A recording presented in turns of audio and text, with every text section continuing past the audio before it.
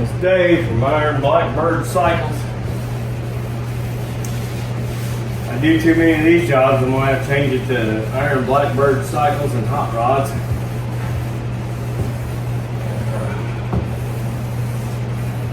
What I'm doing right now is just taking 320 and sanding this gel coat and finding any spots that are going to need filled and any spots that need level. This gel coat has to be level. And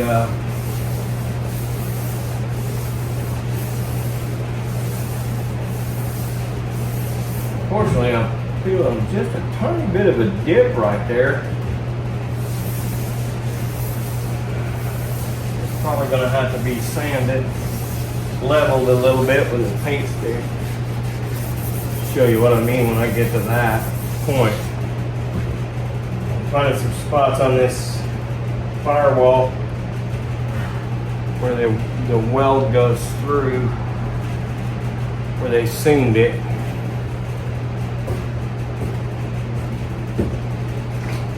And that's all going to have to be smoothed out. Inside the firewall, this part looks really good. Probably only have to scuff that, but where that firewall is seamed in here, probably going to have to level those out. This ridge across here has a bunch of small little pinholes and stuff where the glass didn't kind of settle right. So we're going to be filling that in a minute.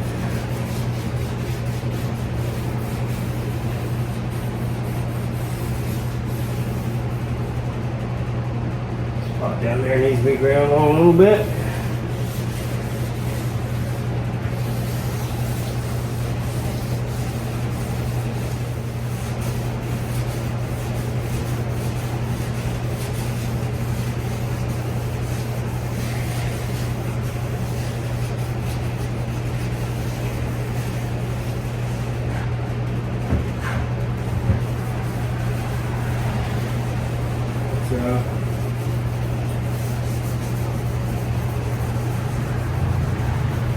All little nooks and crannies are going to have to be sanded.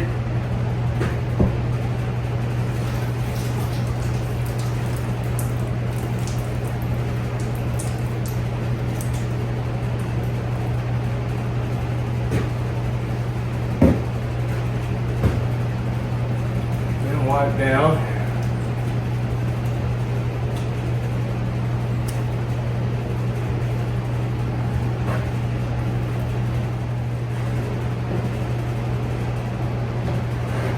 In case I hadn't shown anybody that's trying to figure out how to do this, this is a 3M squeegee. You can pick these up at any auto parts store. They work good for taking the sand and water off so you can get a good look at it. And of course what we're looking at is this this surface has to be slick. And the best way to figure out if that's slick is to dry it off. If you're looking right here, you can see how that's shiny right there. That spot there has got a little bit of shine to it. That means we haven't sanded down to that, so this is not slick enough yet. We want to get that slick as we can before we apply paint. That way the paint goes on smooth. That way the clear goes on smooth and a lot less sanding out of the clear when you get to that point.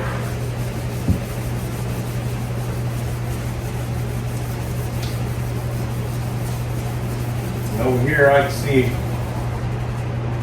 where they ground that seam.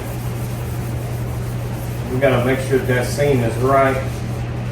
Otherwise it's going to show through the paint. The idea is to make this look like it doesn't have any seams in most of the places. We're leaving the seams on the top because we want it to look like it was a metal body.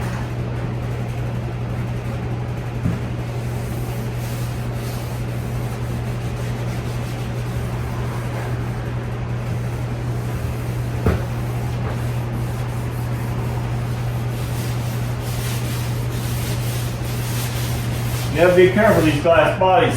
Where they cut these, you come here and run your hand across that, you'll catch a splinter if you're not careful. And we want to make sure this is nice and level in here, so when you put the windshield in, it looks right.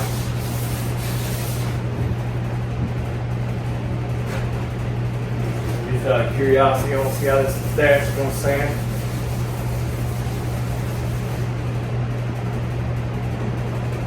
It's going to work out fine.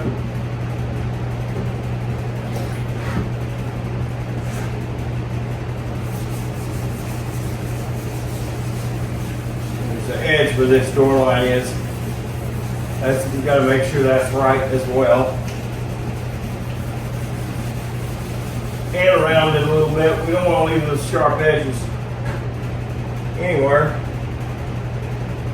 And we try not to go through the gel coat. The gel coat is what holds the fiberglass together.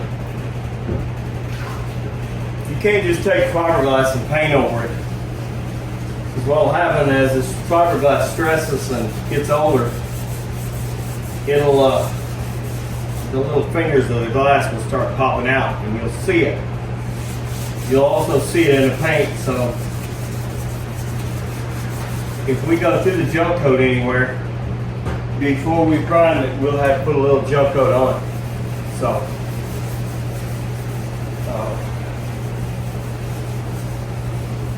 I used to work in a boat factory, and know all about glass. Worked at Mariah Boats, if you've ever heard of them.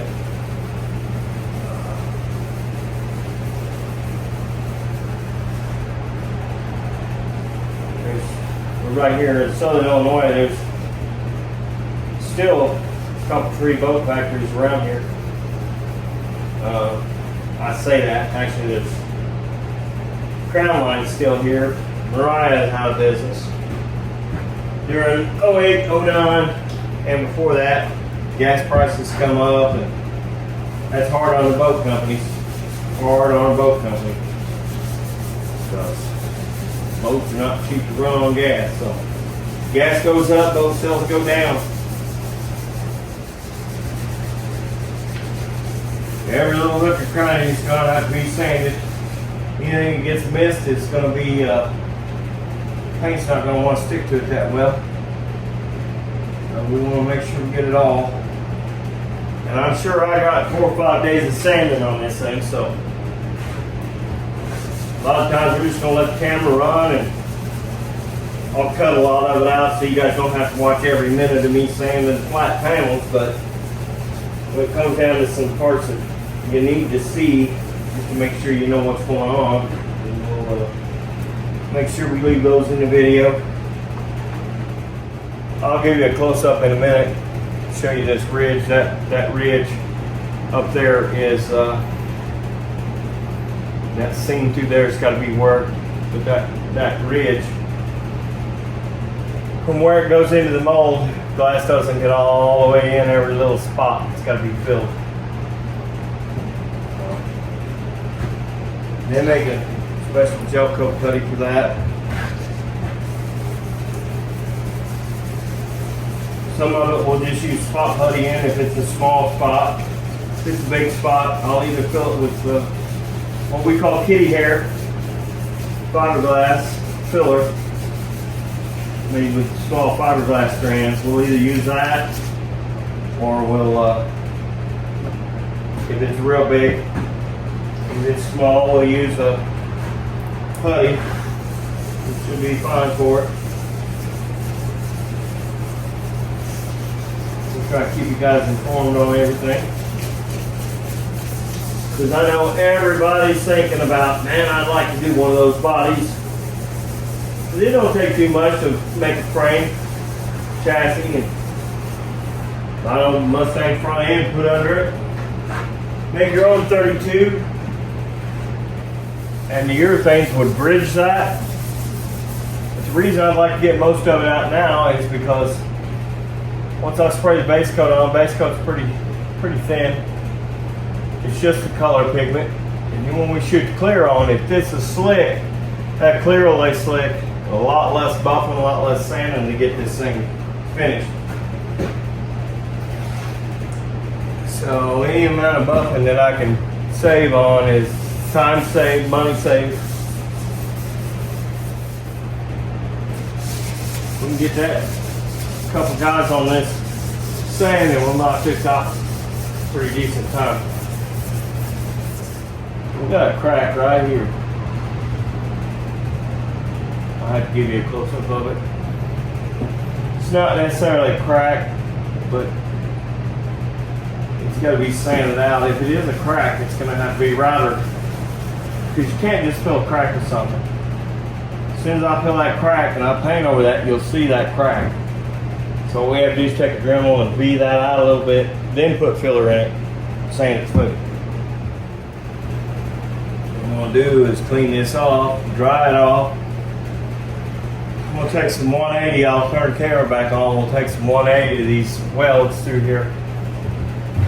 We want to get those, I call them welds, but it's where they put the fiberglass seam together.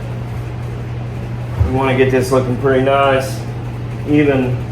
He's not putting the hood on this, so this firewall and all this has to look as nice as the rest of the car. And that's what I'm doing right here again, sanding this ridge. Down here is where the bad parts are. That's where the glass busts out a little bit when they're pulling them out of the molds and that kind of thing. So I want to make sure we get all that sanded so I can put some filler in. Like I was telling you guys, you want to be able to sand 45 degrees to your fingers. That way you're covering the whole area.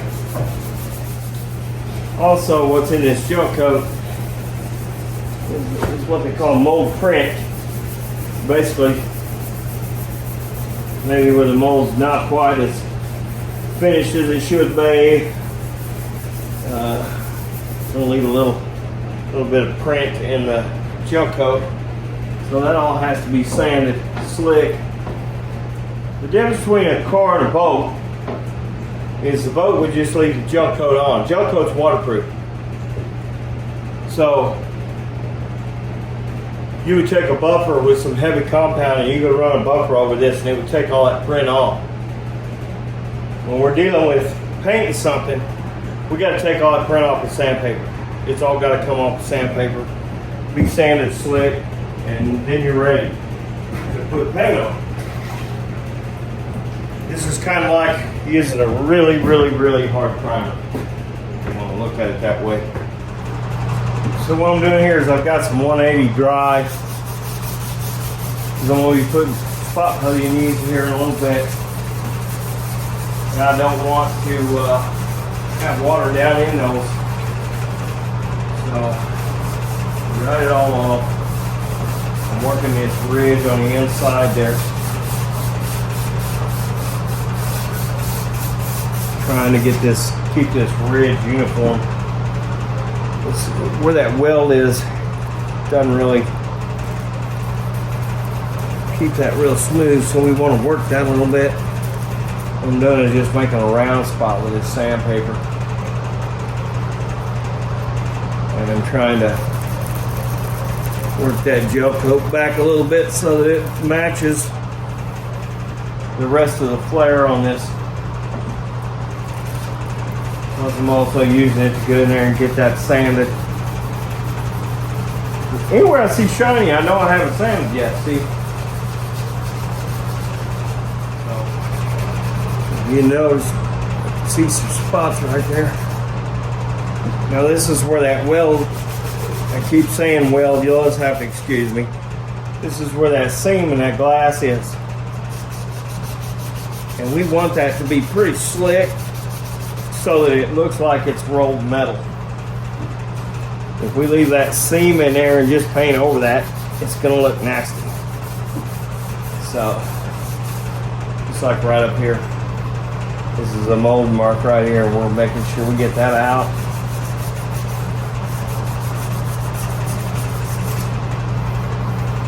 Now I can shoot base coat right over this gel coat.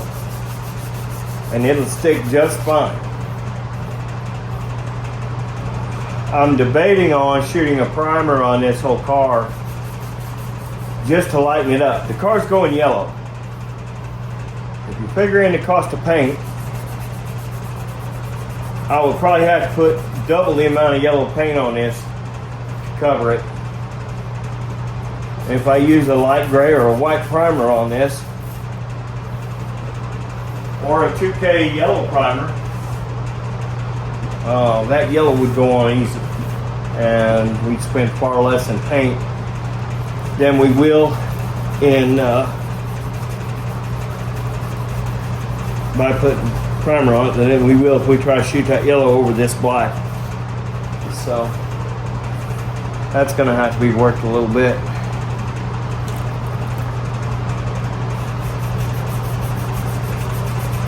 I may go ahead and get some spot putty in this just so we can get it, let that be dry, and while I might have to make a trip to town and pick up some more supplies. So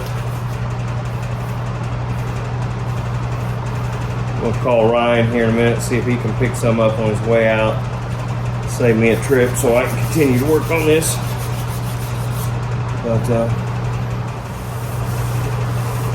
I just feel a ripple right there in the glass. And it might just be because that is too much there. That's better, but I'm sure there's a wood brace, because this is right here in the center, and I'm feeling a little bit of a high spot right there. And we'll probably try to stick that out as much as we can, and then when we do the final clear, when we stick that clear out, it'll probably take most of that dip. And these little spots right here are where, when they were jump coating this, they might have got a drop, and that stuff was thick, and that drop would have set in there and made it noticeable. And if I paint over that, you're really going to see it when we hit it with a clear.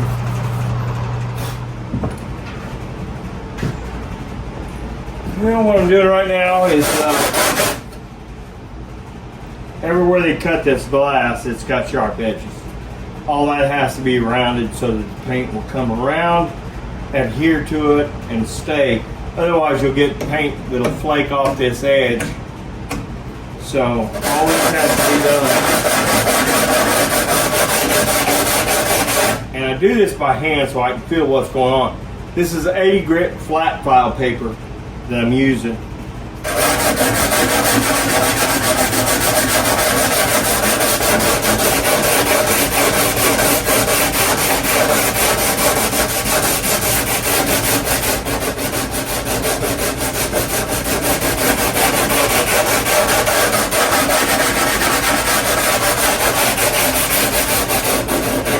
I'll be itching tonight because I'm getting into the glass. Now, we'll go over this with 320 and sand out any 80 grit scratches once we get done.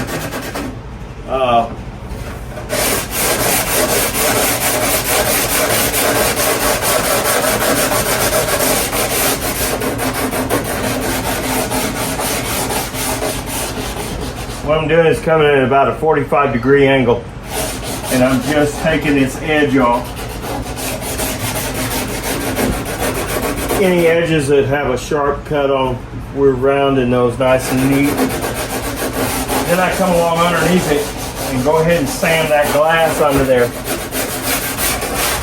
That way, when I prime and paint this, it'll stick to that good.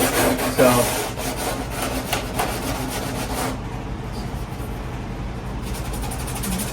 Something right here to take off. Something there.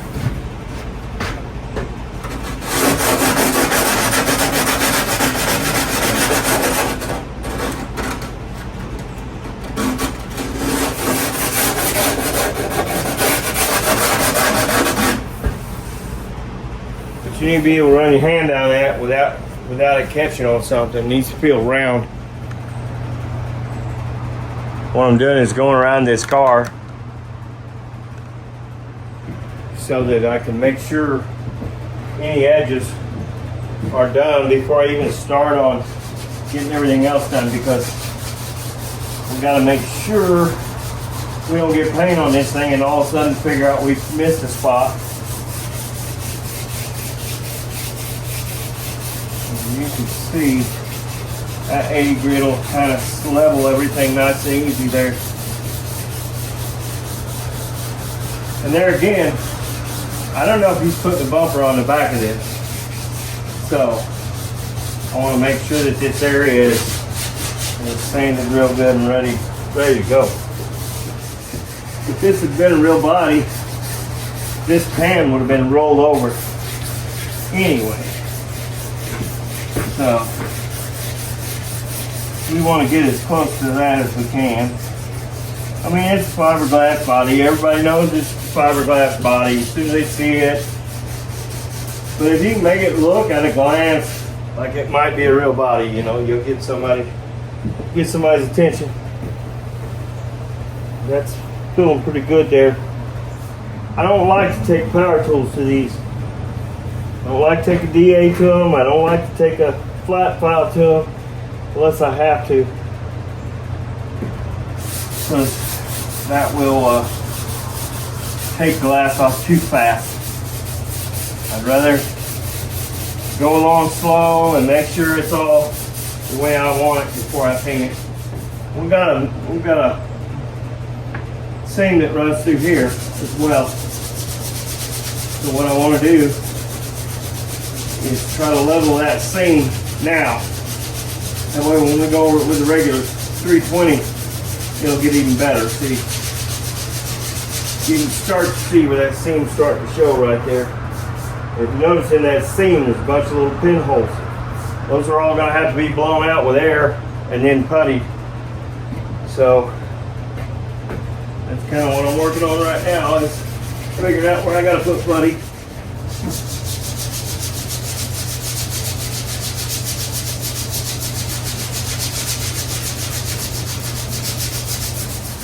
And this seam will be worked all the way up, because I can see pinholes here and there.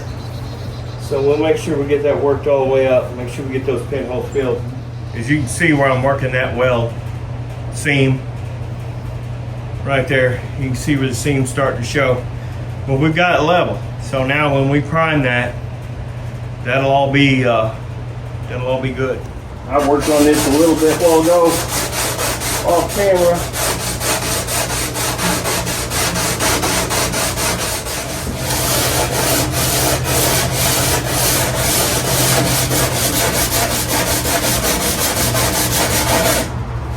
We're hoping to get around this thing in a couple of days and be able to start shooting paint. This is where they take a saw and they just cut this out. See, I about caught a splinter right there on my finger. They cut this out with a saw. You can see where they've hit that right there with a die grinder. That's going to have to be sanded out. But we got to take this back. Normally these have a piece that goes in here that holds the window in. This guy doesn't like the looks of those pieces. He doesn't want to lose this line.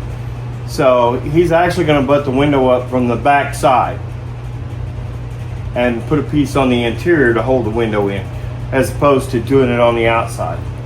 So all this has to be dressed up and set right, so that when the window gets up against it, it looks like a metal rolled seam and not this fiberglass bulging out everywhere. So as you can see, I'm taking that down. Now what I'm doing is, on here I had to sand over a little bit because they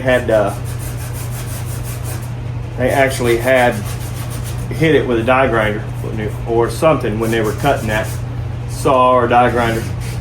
And then we come along the back side and we sand that. Like I said, instead of this being a 4 or 5 week paint job like most of them probably would be, we're going to try to do this thing in about a week and a half. So hopefully. Now I don't know what other kind of problems we're going to run into. We are painting the doors and the radiator and the Deck lid. We're going to take the deck lid off when Ryan gets here, so I got somebody to help me. What I'm doing on the edge of this, you can see, you can tell by the shiny spots, there's still a ridge there. What I'm doing is I'm sanding at about a 30-degree angle and taking that off with my hand. Like I said again, it's a long way around. But if I come in here with a power tool and I miss something, then I'm fixing a lot bigger spot, and it'll take more time than it would have if I'd have just sanded these out by hand. As you can see, we're getting nice and smooth in this window ledge. Still got a little bit of mark in here, but that's going to come out.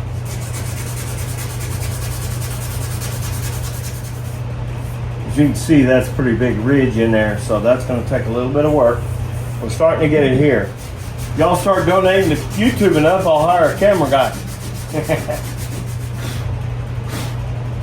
Getting closer. I mean, we're a third of the way around right now. This don't happen fast. The thing with your fingers is you can put pressure where you need the pressure. So while I'm standing on that, I know I only need pressure in this area right here. So I can be just using the fingers I need to make that pressure in that area. But I got to check it from time to time, because you can go too far if you just want to grind at it and grind at it. And of course, I'm going to check it quite a few times because I don't like to do this. You really want to know the truth, I hate painting cars. Said I wouldn't paint cars anymore. Now here I am painting a hot rod body. This is more, I consider this more like doing a motorcycle or a, you know, something small. I'm definitely not painting anymore Oldsmobile Delta 88.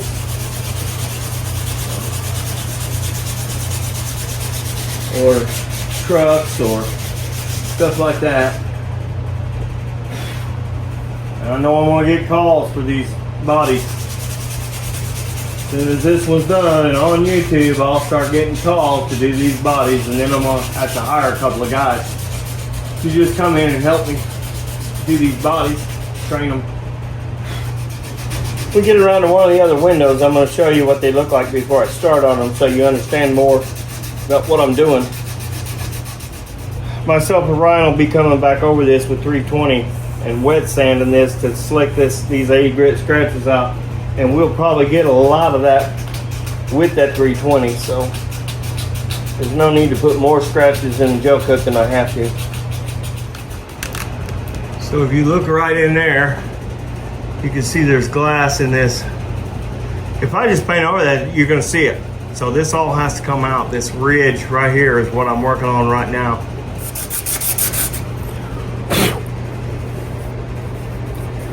Almost there. Got another spot up top. That's going to require getting in there with your thumb or finger on top of the window, baby.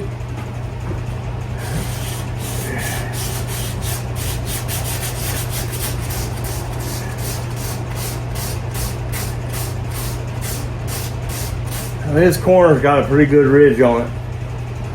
Top's got something going on right there and there. So we've got to take all that out first. And I just caught my hand on the frame on the inside of this thing. As you can see, the frame on the inside of these coupe bodies is part of it's wood. And it's going to leave a splinter in you as bad as the glass will.